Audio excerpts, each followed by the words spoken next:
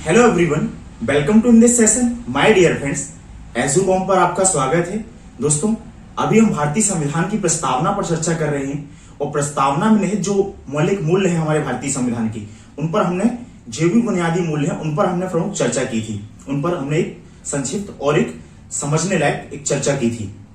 साथ ही मैंने आपको बताया था कि प्रस्तावना में निहित जो मूल्य हैं वो केवल संविधान की प्रस्तावना में लिखित हुए कुछ शब्द मात्र नहीं है, बल्कि हमारा जो 200 वर्षों का स्वतंत्रता संघर्ष था उससे पूर्व की हमारी जो विरासत थी और जो तत्कालीन जो भारतीय समाज में भारतीय एक राष्ट्र जब बन रहा था तब एक चुनौतियां थी, उनको जो एड्रेस करने का काम इन जो बुनियादी मूल्य हैं इनके माध्यम से किया गया है। और ये एक प्रकार की संक्षिप्त कुंजी है संविधान की प्रस्तावना की, जिसको देखकर आप अनुमान लगा सकते हैं कि संविधान बनाने वालों को मस्तिष्क में क्या था, वे किस प्रकार से संविधान का निर्माण करना चाहते थे और किस प्रकार का संविधान निर्माण करना चाहते थे। आज की जो हमारी चर्चा है वहां पर हम जो 2-3 प्रमुख मुद्दे हैं, जैसे कि भारतीय संविधान की जो प्रस्तावना है क्या वो संविधान का भाग है या नहीं है। दूसरा प्रश्न फिर ये आता है, अगर वो भाग है तो क्या उसमें संशोधन किया सकता है या नहीं किया सकता, जैसे कि अनुच्छेद 368 के अंतर्गत संविधान के अन्य प्रावधानों में संशोधन किया जाता है। तीसरा हमारा जो आज का एक और प्रश्न जो है कि अगर संविधान की प्रस्तावना संविधान का भाग है तो क्या वह प्रवर्तनीय है या नहीं है, और यदि वह संविधान की प्रस्तावना है तो क्या वह विधायिका या कार्यपालिका है उसकी शक्ति पर प्रतिबंध लगाती है, उस पर कुछ नियंत्रण या अंकुश लगाने का कार्य करती है या नहीं करती है। तो ये जो 3-4 प्रमुख मुद्दे हैं उन पर आज हम चर्चा करने वाले हैं। साथ ही जो आज हम केसेस का जिक्र करेंगे, इसमें जो रेलेवेंट टॉपिक्स पे जो हमें जजमेंट मिला, सुप्रीम कोर्ट ने जजमेंट दिया है, उन पर हम यहाँ चर्चा करेंगे। एक अलग से मैं जितने भी जजमेंट आए हुए हैं और जितने भी संविधान के संशोधन हुए हैं, हम अपनी पॉलिटी की सीरीज के अंतर्गत हम उसको भी अलग से डिस्कशन कर लेंगे। तो जितने भी इंपॉर्टेंट केसेस और इंपॉर्टेंट जजमेंट है, क्योंकि जब आप मेंस की आंसर राइटिंग करते हैं तो मेंस में क्या है, आपको पॉलिटी के आंसर में, जनरल स्टडी पेपर 2 के आंसर में आपको उन्हें उत्तर को सब्सटेंस करने के लिए या उत्तर को प्रमाणिक बनाने के लिए आपको केसेस का जिक्र करना होता है। और संक्षिप्त में किस कंटेस्ट में केस आया था, बहुत कम होता है कि डायरेक्टली किसी केस पर ही प्रश्न पूछा जाए। जैसे कि आर एन कोहिलो केस था 2007 का 9वीं अनुसूची को, जहां पर जुडिशियल रिव्यू के अंतर्गत लाया गया था, तो उस पर एक प्रश्न पूछा गया था। तो ऐसे जो बड़े केसेस हैं उन पर प्रश्न भी पूछे जा सकते हैं। और बाकी जो ज्यादातर केसेस हैं या कंटेम्प्रेरी जो केसेस आते हैं उन पर जो है या तो प्रीलिम्स में जैसे राइट टू प्राइवेसी के ऊपर 2 बार प्रश्न पूछा गया है, हाल की यूपीएससी एग्जाम था उसमें पूछा गया था, तो उस नजरिए से भी इंपॉर्टेंट होती हैं। और ज्यादातर जो है हमें अपने उत्तर जो जनरल स्टडी पेपर 2 के जो आंसर होते हैं वहां उनको बेहतर बनाने के हम उसका उपयोग करते हैं। तो देखिए, जो पहला प्रश्न यहां पर है कि क्या संविधान की प्रस्तावना जो है वो संविधान का भाग है या नहीं है।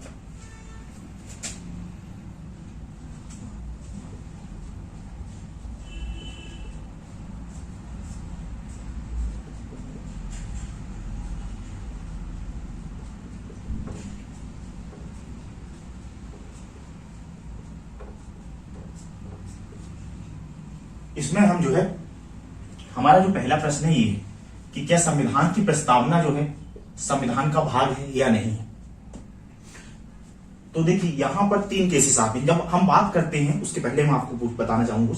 जब हम बात करते हैं कि क्या संविधान की प्रस्तावना संविधान का भाग है नहीं है, तो यहां पर भाग से आशय क्या होता है, क्या जो मौलिक तौर पर संविधान में 22 भाग और 8 अनुसूचियां थी, तो क्या उसमें से हम माने कि संविधान की जो प्रस्तावना है वो उसका 23वां भाग है या उसका 24वां भाग है।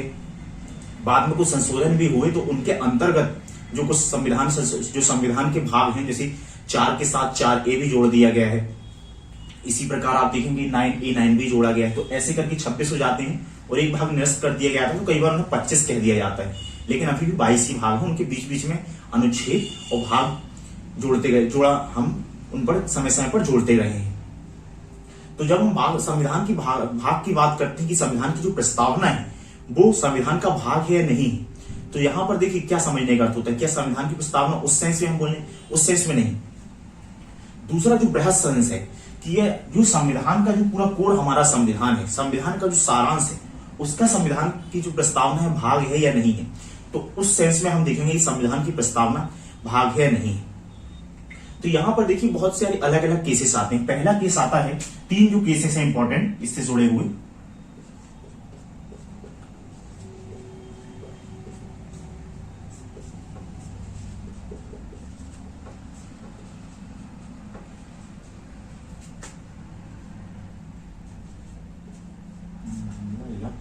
आप इसको केस भी लिख सकते हैं 1960। देखिए हुआ क्या था कि भारत और पाकिस्तान को आजाद होने के बाद बहुत सारे ऐसे कुछ हिस्से थे जहां पर आसपास सीमा बहुत जटिल हो गई थी। जैसे कि कहीं पर अगर ऐसी ऐसी जिगजैग सीमा बन रही है, आप रेड क्लिफ लाइन के बारे में पढ़ते हैं कि ब्रिटिश ने भारत को छोड़ते हुए भी बहुत सारी समस्याएं यहां देके चले गए। तो जैसे ऐसी ऐसी अगर कोई सीमा बन रही है, जिगजैग जिगजैग जिगजैग बन रही है, तो पता चले कोई गांव आधा इस साइड आ रहा, आधा पाकिस्तान के हिस्से में जा रहा है, या कोई क्षेत्र कस्बा है, सूबा है, तो ऐसे बहुत सारे ऐसे क्षेत्र आ रहे थे। उसी में से बंगाल में एक क्षेत्र बेरुगढ़ी। तो फिर हमारे यहाँ पर पाकिस्तान के साथ एक समझौता किया गया, कुछ क्षेत्र यहाँ पर दे दिए जाए और कुछ क्षेत्र वहां से ले लिए जाए, इस तरीके से समझौता किया गया। तो उसी में मामला आया था कि इसको जो है देखिए, जब हम संघ और राज्य क्षेत्र पढ़ेंगे संविधान का भाग एक से लेकर 4 तक जो है अनुच्छेद, उसमें हम देखेंगे कि संविधान की जब सीमा बदलना हो तो उसमें कैसा संशोधन करने की आवश्यकता होती है, ये राज्यों को नए राज्यों का निर्माण करना हो तो उसके लिए संविधान संशोधन की आवश्यकता होती है, नहीं होती है। इन सभी प्रश्नों का सवालों के जवाब है वहां खोजने का प्रयास करेंगे। तो इस मामले में क्या है, ये मामला सुप्रीम कोर्ट में आया था। जो विरोधी पार्टियां थी उनका कहना था कि भारत एक सॉवरेन स्टेट है, तो अब हम जो है अपने क्षेत्र उनको पाकिस्तान को दे नहीं सकते। तो फिर इसी में संविधान की प्रस्तावना, क्योंकि देखिए संविधान की प्रस्तावना में ये मूल निहित था कि हम भारत के लोग भारत को संपूर्ण प्रभुत्व संपन्न, तो संप्रभुता वाली बात आ जाती है, वहां पर एकता और अखंडता की बात आती है। हालांकि अखंडता बाद में जोड़ा गया शब्द, एकता की बात, तो क्या हम दे सकते हैं, नहीं सकते हैं। तो इस मामले में सुप्रीम कोर्ट का जो जजमेंट आया था उसमें यह था कि संविधान की प्रस्तावना जो है एक कुंजी की तरह है, अर्थात जो मस्तिष्क में उनके क्या है वो बताती है, लेकिन फिर भी इसके बावजूद जो है संविधान की प्रस्तावना उसका भाग नहीं है, संविधान का भाग नहीं है। देखिए यहां पर मैं केवल इस सेंस में नहीं बोल रहा हूं कि जैसे आपको हम केवल एक व्यवहारिक दृष्टिकोण से चीजों को, इसका आप बहुत ही गहरा मीनिंग, इसका बहुत ही गहरा तात्पर्य है इस चीज का कि संविधान की प्रस्तावना। तो आप ऐसे समझिए जो सारांश है, मैं आपको एक हाइपोथेटिकल एक एग्जांपल देता हूं। जहां मान के चलिए कि ये एक सेब है, ठीक है, ये एक सेब है या ऑरेंज है।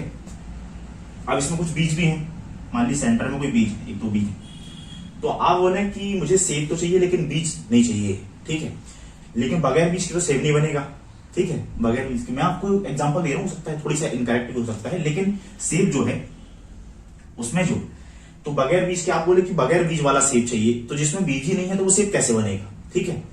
हालांकि हम ऐसे, आज बायोटेक्नोलॉजी का दौर है, हम वैसे सेब बना सकते हैं, सब कुछ कर सकते हैं चीजों को लेके, हमारे पास इतनी एडवांस टेक्नोलॉजी, हम साइंस एंड टेक्नोलॉजी में पढ़ते हैं, तो हम कुछ भी कर सकते हैं। लेकिन बगैर बीज का, बुनियादी तौर पे समझिए कि बगैर बीज का तो सेब बनेगा नहीं। तो यहां पर इस सेंस, बहुत ही व्यापक सेंस है जब हम बात करते हैं, तो सुप्रीम कोर्ट ने इसमें जजमेंट दिया था उस समय कि संविधान की प्रस्तावना जो है संविधान का भाग नहीं है इस वाले केस में,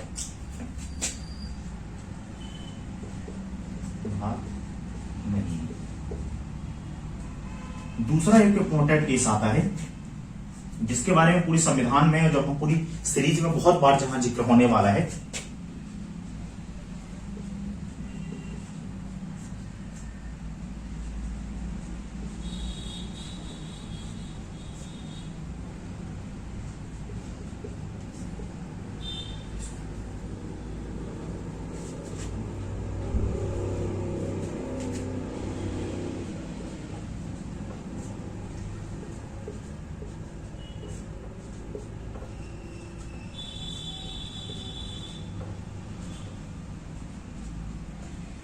ये जो भारतीय संवैधानिक जो विकास की दृष्टिकोण से, इवोल्यूशन के पिछले 70 सालों में, और लीगल अगर आप लॉ वगैरह भी पढ़ते हैं तो उस दृष्टिकोण से भी सबसे जो इंपॉर्टेंट केस है हमारे, अगर अभी तक की जितनी बात की जाए तो सबसे बड़ा है, जो बहुत ही गहरा परिवर्तन करता है, केशवानंद भारती बनाम केरल राज्य।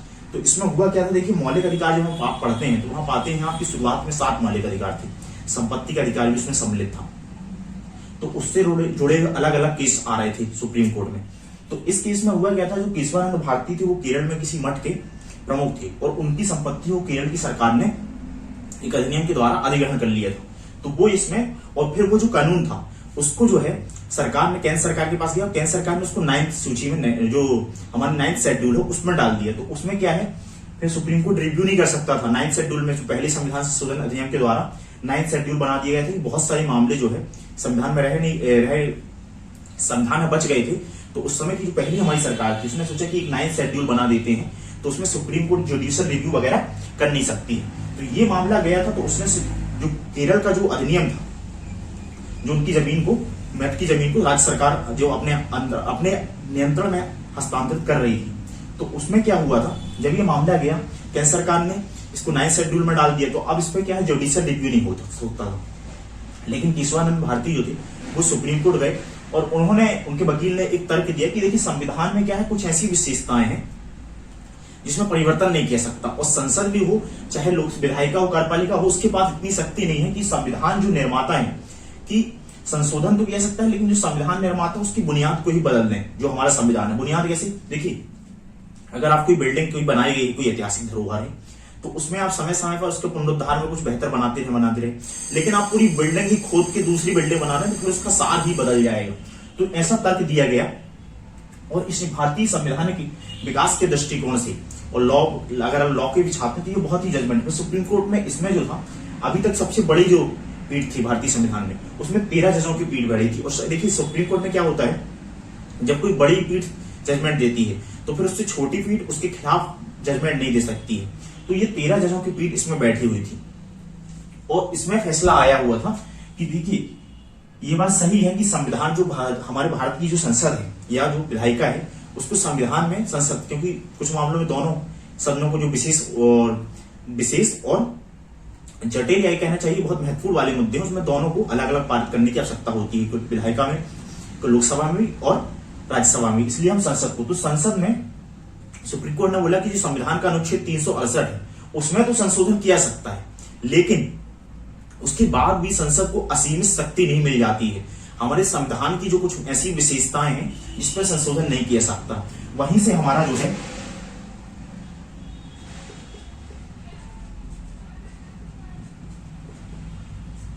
संविधान का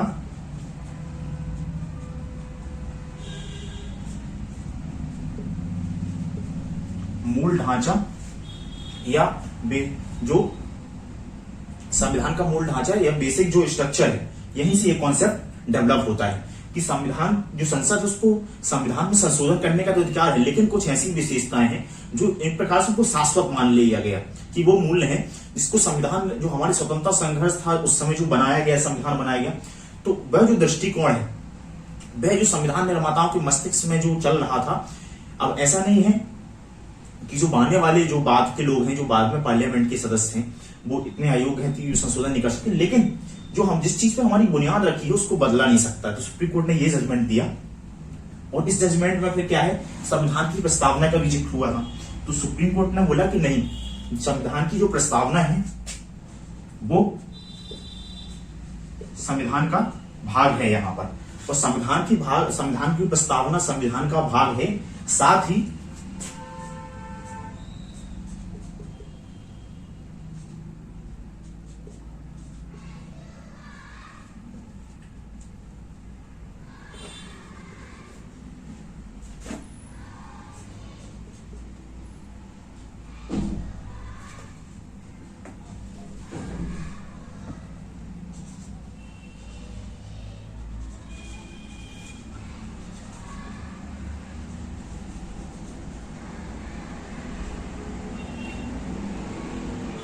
जो संविधान की जो प्रस्तावना है वह संशोधनीय भी है, अर्थात उस पर संशोधन भी किया जा सकता है।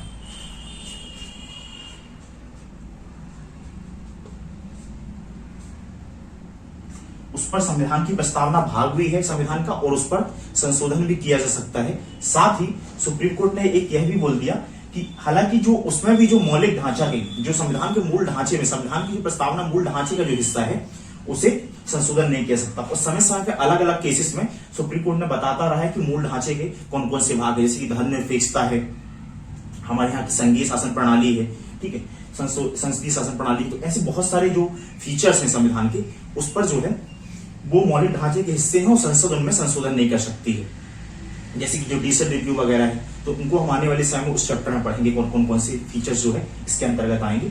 इसमें कर दिया। फिर एक और केस आता है LIC ऑफ इंडिया वर्सेस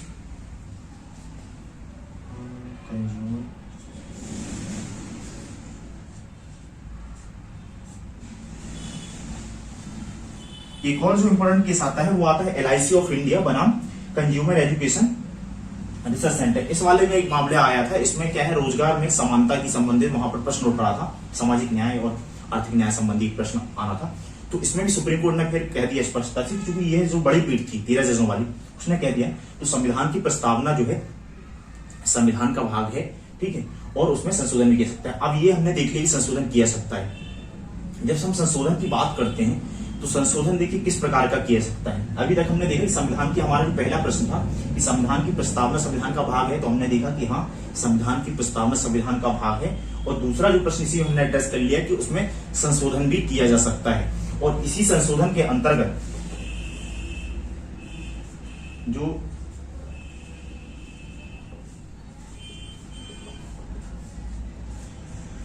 हमारा 42वां संविधान संशोधन अधिनियम 1976 है, जिसे मिनी संविधान के तौर पर भी जाना जाता है, उसी के अंतर्गत संविधान की प्रस्तावना में 3 नए शब्द जोड़ दिए गए, जैसे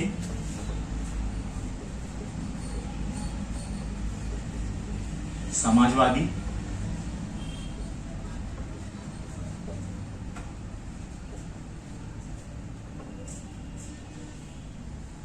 और एकता एवं अखंडता। पहले एकता शब्द भी सम्मिलित था, तो वहां एकता और अखंडता कर दिए। तो ये 3 शब्द जो है अभी एक ही बार संशोधन हुआ है हमारे भारतीय संविधान की प्रस्तावना में, तो उसमें ये 3 नए शब्द जोड़ दिए। इसके बारे में हमने विस्तार में चर्चा कर चुके हैं। इनको जोड़ने के बाद भी संविधान की जो मूल्य था उसमें ये निहित थी, इसलिए बाद में जब सुप्रीम कोर्ट में मामला आया भी है तो इसलिए फिर इनको हटाया नहीं गया कि ये भी जो है संविधान का जो मूल ढांचा है या जो बेसिक स्ट्रक्चर है उसका भाग है। तो ये हमने 2 प्रश्नों का जवाब दूंगा कि भाग है और उसमें संशोधन किया सकता है और नहीं किया सकता। अब यहां पर 2 प्रश्न और आते हैं कि अगर देखिए भारतीय संविधान की प्रस्तावना जो है, यहां पर हमने यह किया कि संविधान की अगर वो प्रस्तावना संविधान का भाग है तो पहला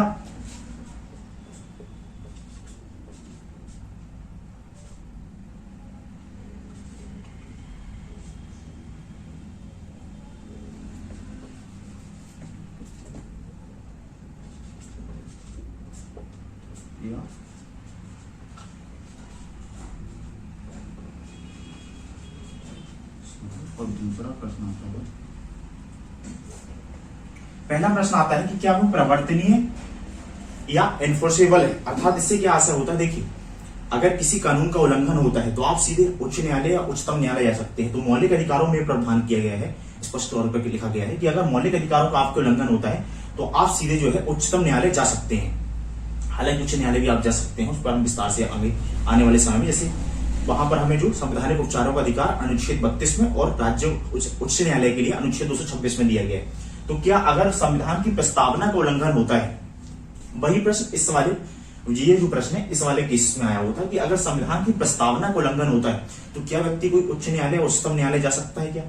तो देखिए उच्चतम न्यायालय ने यहां पर जजमेंट दिया है कि जो संविधान की प्रस्तावना है उसका भाग भी, इसमें संशोधन भी किया सकता है, लेकिन ये इन्फोर्सेबल नहीं है। कोई इसलिए नहीं जा सकता है, सुप्रीम कोर्ट या हाई कोर्ट की संविधान की प्रस्तावना जो उस पर उसका लागू या उसके हिसाब से क्रियान्वयन नहीं किया जा रहा है। सामाजिक आर्थिक न्याय है, अब वो बहुत ही व्यापक टर्म है, तो अगर किसी व्यक्ति को नहीं मिल पाता है कोई न्याय डायरेक्टली, सामाजिक न्याय या आर्थिक न्याय नहीं मिल पाता है, तो क्या व्यक्ति कोई जा सकता है।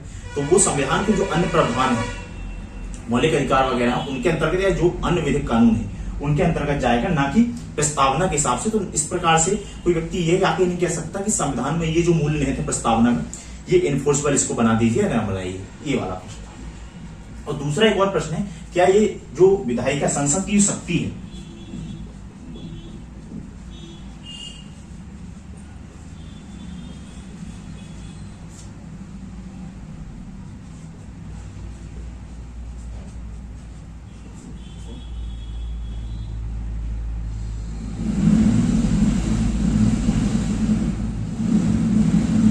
या जो संसद की शक्ति है, क्या उसका जो संसद या विधायिका कार्यपालिका की शक्ति, क्या उसका ये स्रोत है या उस पर सीमा या अंकुश लगाती है या सीमा लगाती है, अंकुश आरोपित करती है। स्रोत से क्या आशय है, देखिए क्या संविधान को वहां से, जो हमारी संसद है उसको वहां से अधिकार मिलता है, क्या संविधान की प्रस्तावना से कोई उसको ताकत मिलती, समीक्षा मिलती है। तो यह भी ऐसा नहीं है। और उसकी शक्ति पर सीमा पर, जैसे कि संशोधन की बात, मान ली विधायिका जो है जो संसद कोई ऐसा कानून लाती है जो धर्मनिरपेक्षता के खिलाफ है, तो क्या वो संसद के अंतर्गत, संविधान की प्रस्तावना में धर्मनिरपेक्षता मेंशन किया गया है, उसके अंतर्गत कोई व्यक्ति उच्चतम न्यायालय जा सकता है क्या?